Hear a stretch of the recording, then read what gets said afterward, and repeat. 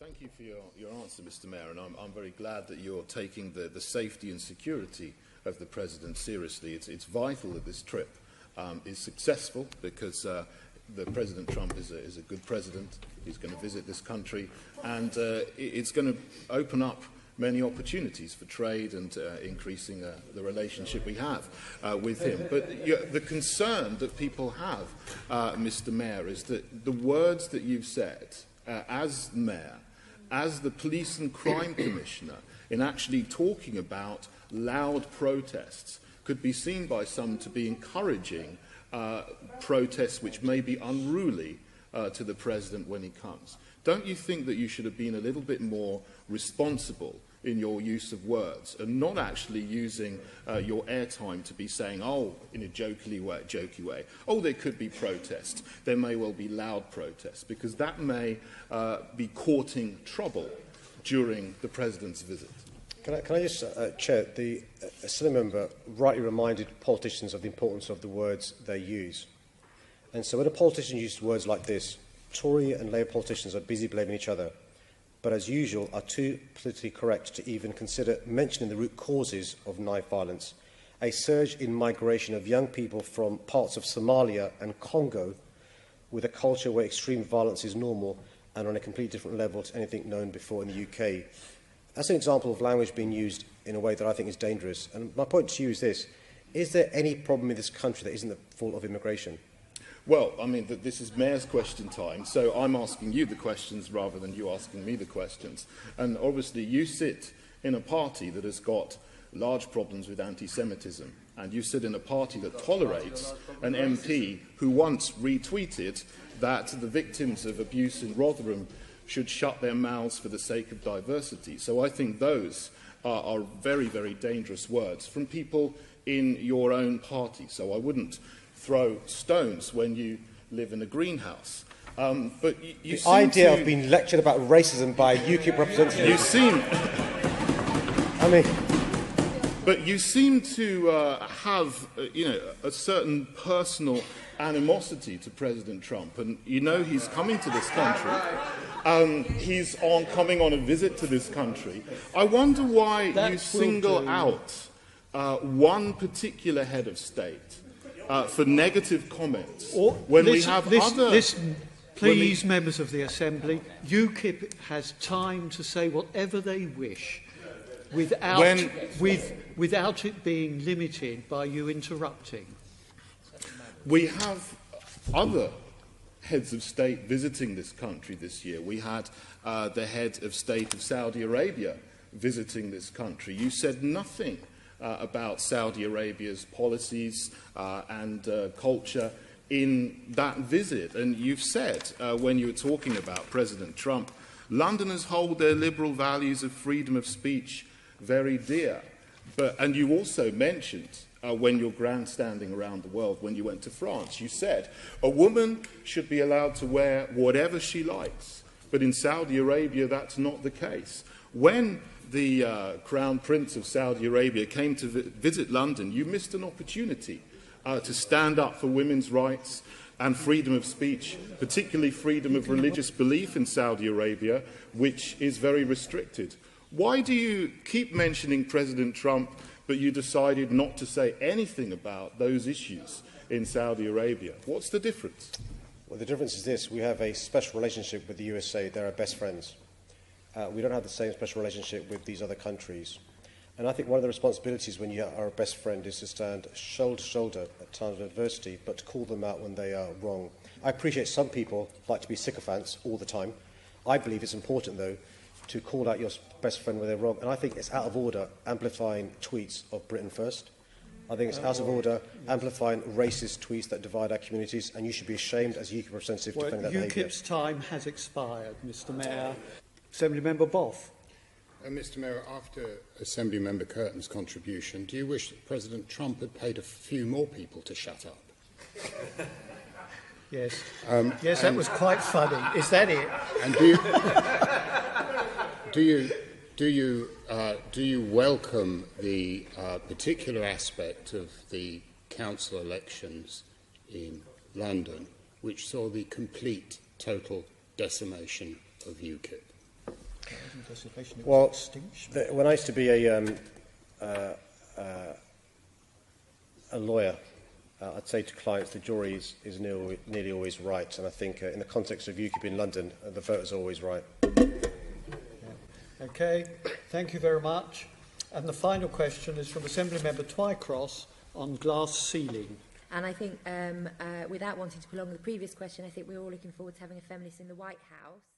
We will make America great again.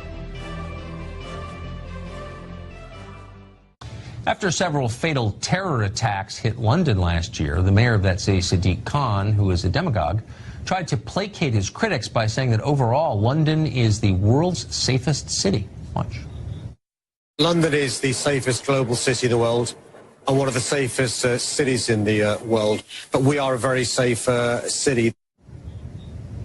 That was false then. It's ridiculous now. A wave of stabbings have given London a higher murder rate than New York City, which is much bigger.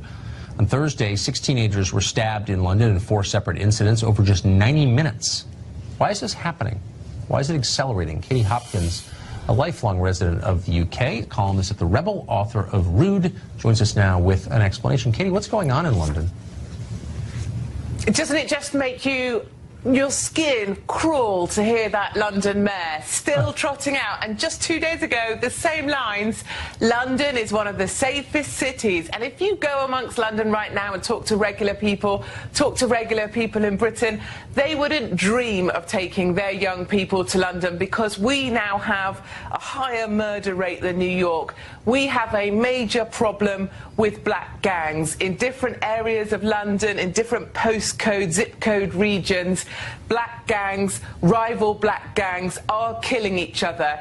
And that figure you mentioned, 6 in 24 hours, it actually went up to 9 stabbings yesterday. And for every stabbing carried out by one tribe, one gang, that will be revenge. There will be vengeance for that. So it's a perpetuating crime level, and it's a crime wave we're going to see rising. And it's a serious problem here in London that the mayor and the head of the Met won't talk about it, because it involves young black men and they're too afraid of being called racist. Well, that's it right there. I mean, London has had crime problems in centuries past at various points. But what's changed is the unwillingness of the people in charge to acknowledge it, and their willingness instead to lie about it and punish anyone else who doesn't lie about it. So when he says the lie that London is the safest global city, how do people respond in London? Do they kind of nod in a bovine way? Oh, yeah, of course it is. No, absolutely not. In fact, there's quite a campaign, and it's building now to get Sadiq Khan out. And I see myself as one of the cheerleaders of that campaign, of course. Frankly, if little Sadiq Khan could take off his ballet shoes and his tutu and stop dancing around the issue and address the problem head on, we have a problem with black gangs in London. These are a syndicated crime gangs in different areas attacking each other. We need to do profiling of the attackers. Then we need to quadruple our stop and search efforts. He got into power saying he would do his best to stop and search, because it unfairly targeted young black men. Well, I say tough luck. If young black men are the guys mostly committing this crime, then young black men can expect to be stopped and searched. And frankly, if it was white conservative women doing the stabbing, I'd be very happy to be searched every day if it saved a life. But this lot are so politically correct, they are prepared to let London fall, let young boys die on the street, slaughtered every night here, because they don't want to be called racist. And I think that's a sickening state of affairs here in the UK. But it's a very recognizable theme for us over here. Katie Hopkins, thank you for that. I appreciate it. Good luck with that campaign. Thank you, Tucker. People are cowed. People are afraid, and people are not united. Great Britain is more disunited. It is absolutely divided more than any time in its past. Well, that was DailyMail.com global columnist Katie Hopkins talking about the London terror attack on this show last week. In response, Londoners just about lost their minds. One called Hopkins a gargoyle, Piers Morgan called her a doom-monger. She was even likened to a Nazi sympathizer by Harry Potter creator J.K. Rowling, who's an avid tweeter. She tweeted, quote, "As Fox News and Katie Hopkins tell the world that terror is cowing London, I remember pro-appeasement U.S. Ambassador Joseph Kennedy in 1940, which makes her both very old and also a non-linear thinker." What does that even mean? Is Katie intimidated by all of this? She joins us now to tell us. Katie Hopkins, thanks for coming on. My pleasure. Thanks for having me. So apparently the column that you wrote and the conversation that we had were reported as hate crimes in Great Britain? Yes, that's absolutely correct. The column I wrote, which was really quite heartfelt, about walking through the city after the attacks, feeling ourselves being pushed under by a terrorist. It was kind of a soft, thoughtful piece.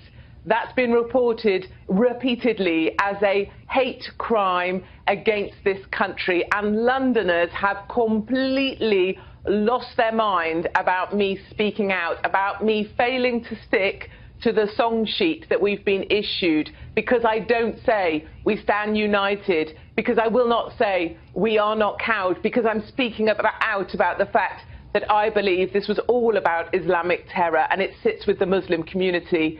London has absolutely lost the plot. They are mad as a box of frogs. What happened to your island, which gave the world freedom of speech and was, you know, the embodiment of pluck and vigor and toughness and self-sufficiency, and took over the whole world? And now you're being called a hate criminal, and your Twitter's trying to censor you? Like, what happened exactly? Yeah, and that's nothing new for me. You know, these liberals will come at you any way they can. They report me to social services about my children. They have reported me to the Major Crime and Homicide Command. I've been interviewed under caution. That's kind of standard stuff for me. I don't mind. You know, J.K. Rowling writes for children, and she writes about a fantasy land. Now, she wants to believe a fantasy land where we're all getting on well together and it's a brilliant, marvellous place, and it's absolutely fine, no problem that someone mows down people as they cross a bridge. You know, we'll leave that up to J.K. Rowling. People have said to me, look, Katie, we survived the Blitz. You know, we can survive this. This is nothing. Well, you know, in the Blitz, we were fighting for something. We were defending our great country. As far as I see it, London, which is really Obama on steroids, London are accomplices in wanting this country to fail. And that's why you'll see on Wednesday, when we finally kickstart the process of leaving the European Union, the rest of the UK, which is essentially Trump Town, where I belong, we are leaving the EU. We will stand defiant. We will stand up for Great Britain.